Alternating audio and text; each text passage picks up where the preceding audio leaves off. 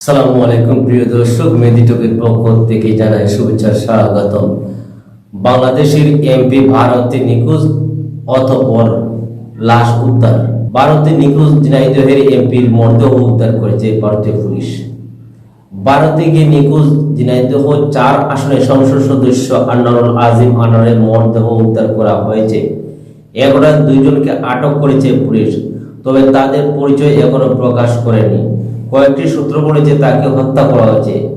বুধবার Kolkata new town ভাড়া করা একটা ফ্ল্যাট থেকে তার মৃতদেহ উদ্ধার করে পুলিশ। সংসদ সদস্য আনোয়ারুল আজিম গেল 12 মে কলকাতা চিকিৎসার জন্য গিয়েছিলেন। পরদিন চিকিৎসকের কাছে গিয়ে আর ফেরেননি। জানিয়ে 18 মে কলকাতার বাহানগর থানায় একটি সাধারণ ডায়েরি করেন আনোয়ারুল আজিমের পরিচিত গোপাল বিশ্বাস। পরে তার হোয়াটসঅ্যাপ নাম্বার থেকে গোপালকে জানানো হয় বিশেষ কাজে তিনি দিল্লি যাচ্ছেন। এদিকে নিউটনের সঞ্জীবা গার্ডেন থেকে আনারের মরদেহ উদ্ধারের পর তৎপর রয়েছে দেশটির গোয়েন্দা পুলিশ।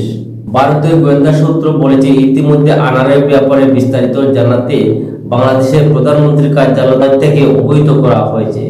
এছাড়াও আনার কলকাতায় গোপাল বিশ্বাস নামের যে বন্ধুর বাড়িতে উঠেছিলেন তাকেও জিজ্ঞাসাবাদ করা হয়েছে।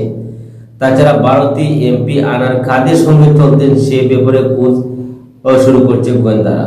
গোয়েন্দা সূত্র বলেছে গোপাল বিশ্বাসের কাছ থেকে একই ডায়েরি জব্দ করা হয়েছে। সেখানেও কিছু তথ্য থাকলে তদন্তের স্বার্থে এখনই তা প্রকাশ করা হচ্ছে না। এদিকে সঞ্জীবা গার্ডেনের সামনে স্থানীয় বাটুল সরকার নামে এক ব্যক্তি জানান, আমরা মঙ্গলবার থেকে এই বাড়ির সামনে পুলিশের আনাগোনা দেখছি, তবে ভেতরে কি হয়েছে তা জানা বা বোঝার সুযোগ হয়নি। এমপি আনারের পরিবহন ও ঠিকাদারি ব্যবসা আছে বলে জানিয়েছেন ঝিনাইদহের স্থানীয়রা। পরিবারটি মৎস্য ব্যবসার সঙ্গেও জড়িত, যদিও বিভিন্ন সংবাদ মাধ্যমে হুন্ডি ও স্বর্ণের ব্যবসার কথা বলা হলেও তা এখনো নিশ্চিত পাওয়া যায়নি। বাংলাদেশের এই এমপির মৃত্যুতে ইতিমধ্যে পশ্চিমবঙ্গ সরকার তদন্ত কমিটি গঠন করেছে, পাশাপাশি কাজ করছে গোয়েন্দা সংস্থা। দর্শক আসে বিষয়টা অনেকেই আমরা এই যে স্বর্ণের ব্যবসাটা অনেকেই বলেছেন যে উনি স্বর্ণের ব্যবসার সাথে জড়িত ছিলেন। আমরা জানি না স্বর্ণের ব্যবসার সাথে জড়িত ছিলেন কিনা, তবে ওনার যে বন্ধু গোপাল বিশ্বাস তিনি স্বর্ণ ব্যবসায়ী এবং গোপাল বিশ্বাসের বাড়িতেই কিন্তু এমপি আনার উঠেছিলেন এবং পরদিন তিনি চিকিৎসার জন্য হাসপাতালে যান। সেখান থেকে নিখোঁজ, অদ্যবধি নিখোঁজ ছিলেন, অর্থাৎ আজ তার লাশ উদ্ধার করেছে কলকাতা পুলিশ।